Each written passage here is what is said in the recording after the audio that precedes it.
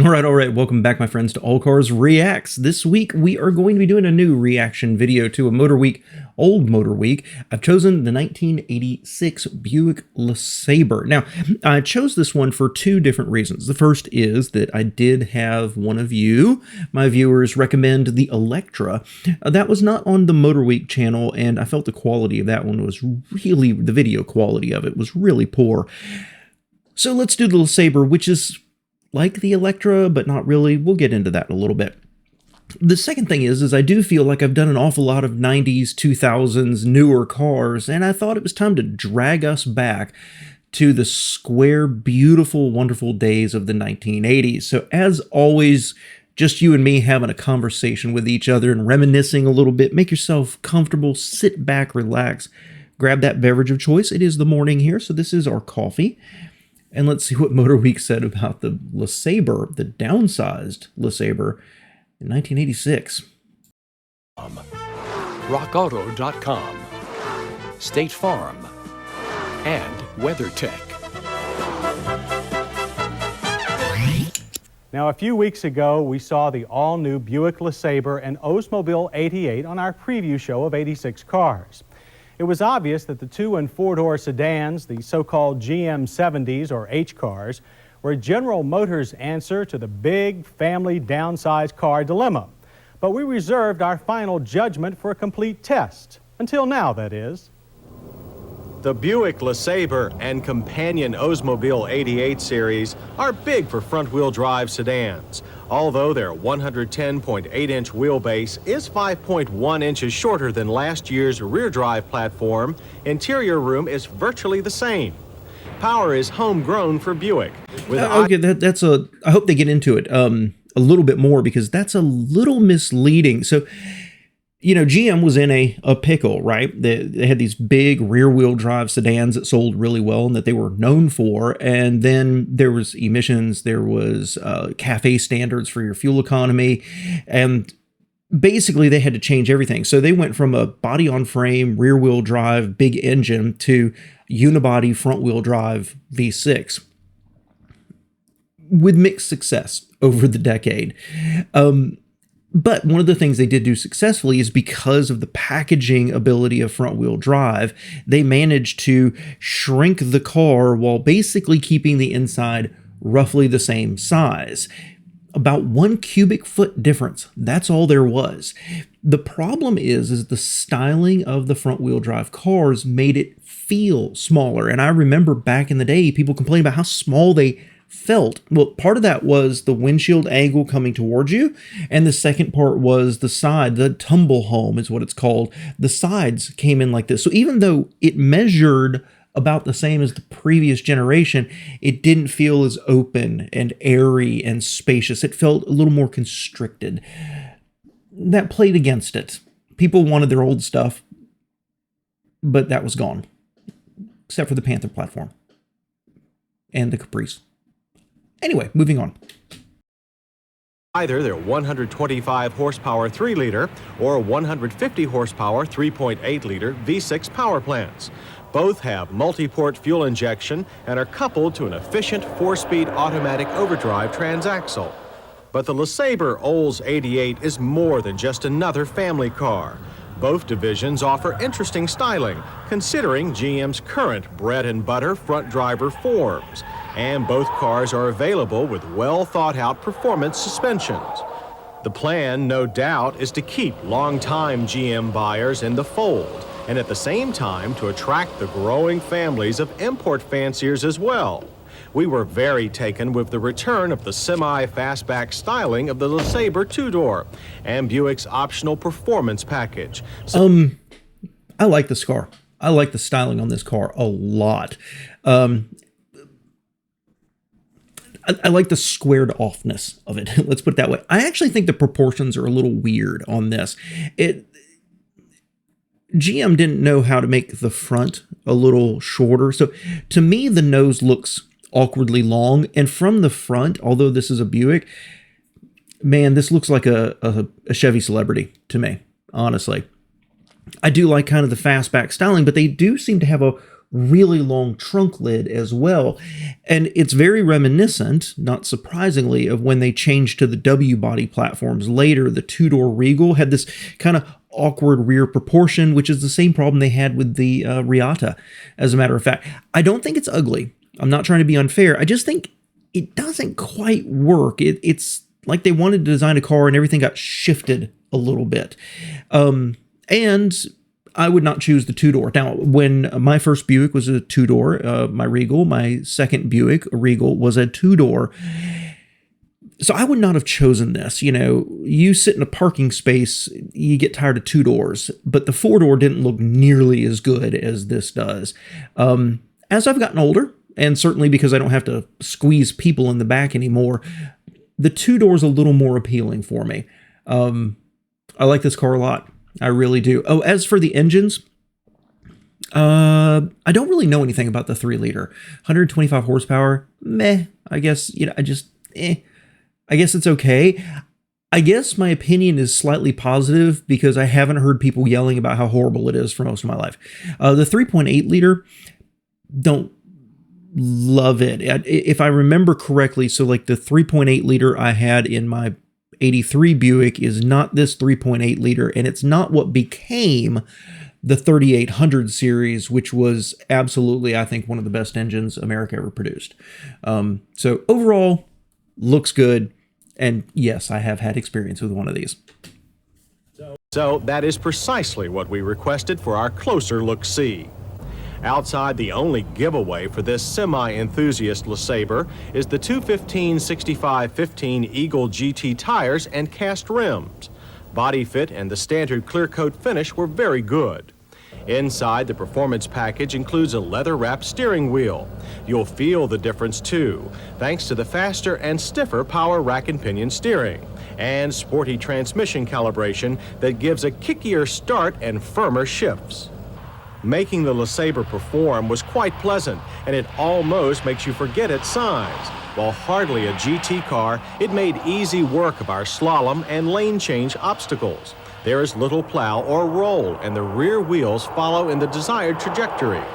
Yet, the LeSabre performance package does not forsake ride qualities. Yes, you do feel bumps more than with the standard suspension, but it's a controlled ride and never harsh. Interior noise is as low as any car in its class at 67 decibels, and that's very quiet. We did find the powertrain noisy under hard acceleration, and the first to second upshift is anything but smooth.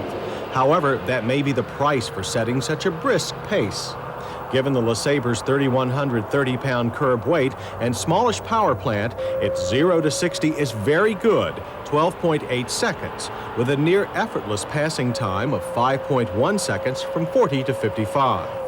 Brakes are traditional GM front disc with rear drums. The drums are a new design that are less prone to premature lockup than on past front drive cars from the General. Indeed, there was almost no unwanted lockup at any wheel on the LeSabre, and we were impressed with how easy the brakes were to modulate in a panic situation. Distances were short too, only 122 feet from 55, and always straight. Creature Okay. I think they're about to move into the interior here, so let's kind of unpack all that real quick. Surprisingly good. Like, I liked this car when it was new. I didn't love it, but I really liked it. And as a first attempt by GM, I was always a little wary of it. But you know what? Really, really solid review there. Through the slalom, it handled fine. Not a sports car, but it handled fine. That didn't really affect its ride quality on the interstate. 67 decibels. Okay, interior noise at 70, I believe is what it was. Okay, so for comparison, I was just a weekend ago in a RAV4. Now, I was in the back, so it's a little bit different, closer to the road noise coming from the rear wheels. But I pulled out my phone, and I have a decibel meter on it. And, you know, I don't know how accurate that really is, but I was getting like 70 to 72, maybe a little bit higher. Decibels are not linear. Those are logarithmic. So the difference between 67 and 70 is tremendous. That's a really quiet car. Pretty impressive. And they even mentioned that the paint and the fit and finish look good too. It's almost like they're damning it with faint praise, right? But there's nothing here they've said that's negative. Everything has been extremely positive so far. Now, for those of you who say I look back at these old cars and I take modern expectations and apply it to the old days, well, buckle up because I'm about to. That 0 to 60 time, it's hard to imagine 12.8 seconds was competitive to anything beyond a Dodge Omni. That sounds really slow. And in fact, the car looked really slow. But I will accept their word that it was competitive for the time. The last thing I want to say about this is that General Motors has been maligned, not only for some reliability, some build quality issues, interior materials quality, and I've often spoke for years on the channel about General Motors couldn't seem to get it all right all at the same time, and they often lagged behind some of their competitors, especially in multi-speed transmissions. So in 1986, they had a multi-port fuel injection, not just a throttle body, right? Multi-port fuel injection, V6, and a 4-speed automatic. Thoroughly competitive. I'm impressed, and I think they are too. Comforts on our 6-passenger 2-door begin with very long doors that make entrance front or rear easy. There's a small problem though, and that's finding a parking space wide enough to let you open them all the way. The optional front split bench seat is comfy with good support, and headroom is ample for all concerned. Controls are well placed, although we wish Buick would put more than a speedometer and fuel gauge on its standard dash. The optional electronic package adds the rest. With air conditioning standard, the manual controls worked well, as did our car's top-line Delco GM Bose stereo. And there is both a deep glove box and wide flat trunk, both big musts for family duty. Oh, and like the Electra on which it is based, the LeSabre has a drop-in license plate holder and a front opening clam. Okay, before they get under the hood real quick, interior, it's okay. You know, I don't like, if you've watched any of my other reactions, I don't like colored interiors, red interiors. This is muted enough. It doesn't jump out at me and make me think, ew, it's horrible. It's okay. I don't like the steering wheel, but that's the more sporty car here. Horizontal dash, I've said it before, I'm going to say it again. GM looked back at what they did in the 60s and the 70s. They needed to design a mid-80s car, and they couldn't let go of some of what they believed traditional buyers wanted. They didn't want a little binnacle and round gauges. They wanted a horizontal speedometer. I wish they had seized the modern day a little bit more than that, but it works fine and certainly very, very clear. I do think that the HVAC and the radio are down a little bit. I instead of being up underneath something, they could have brought it out a little bit more, but that's minor pickings as ergonomics was being figured out in the 80s. You know, I kind of miss the old slider for your HVAC. Here's your heat. Here's your bi-level air conditioning, you know, to whatever it happens to be, and your fan switch. I do like rotary knobs, but gosh, that's a trip down memory lane, reminiscing on that a little bit. And the radio was fine. A lot of little buttons, but for its time, there's not much to complain about here, except when they were talking about how much space the car has, and those people in the back seat look cramped. And that front seat for the driver looked like right on the knees of the back seat guy. So I don't think this does a good job of showing it as spacious as they're trying to make it sound. The trunk, really good room. I am surprised they did not say anything about the liftover height. Maybe it was a little early for that, but just really, really high deck lid. Anyway, clamshell hoods. Let's talk about clamshell hoods. I hate them. I hate them. But it was a gimmick, and that's what they did for this and for the Electra. Oh, and I have to mention, it's interesting. I've always considered the Electra a upgraded trim line of the LeSabre. Yeah, somewhere between LeSabre, Electra, and Park Avenue, right? But the Electra, which looks the same, is actually a different platform.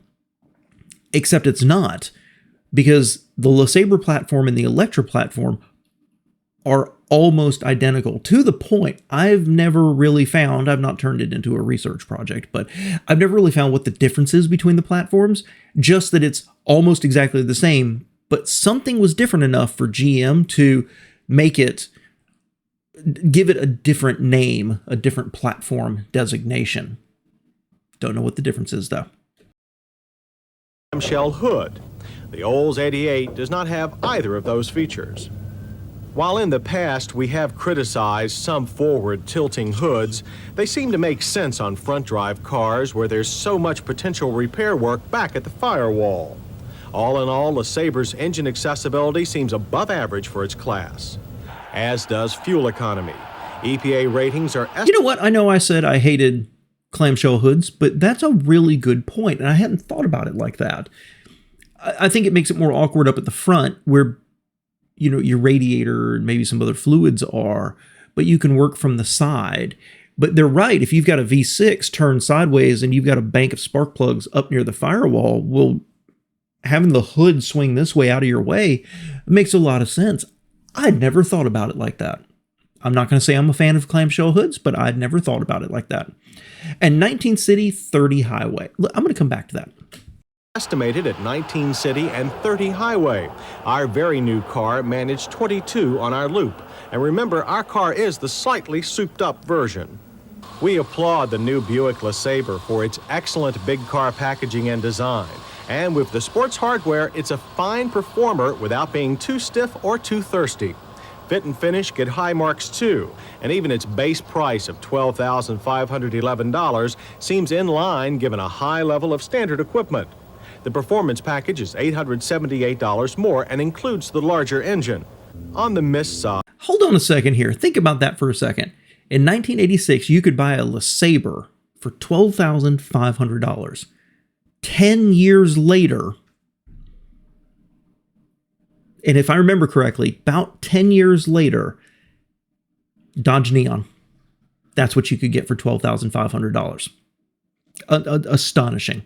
There are a few minor points. Our car's 3.8-liter engine transmission combo was noisy, and the standard dashboard lacks engine gauges. But other than that, the GM70H car, Buick LeSabre, is a very enjoyable and practical family model. After all, big cars are what GM is supposed to be best at, and we think the front-drive Buick LeSabre will prove that point once again. Isn't it amazing that looking at this car, this is their big car, one of their big cars, bigger cars, right? You know, downsized, but big interior. Isn't it amazing how small it looks? I miss this generation of cars. I really do. And part of that is because I grew up with them.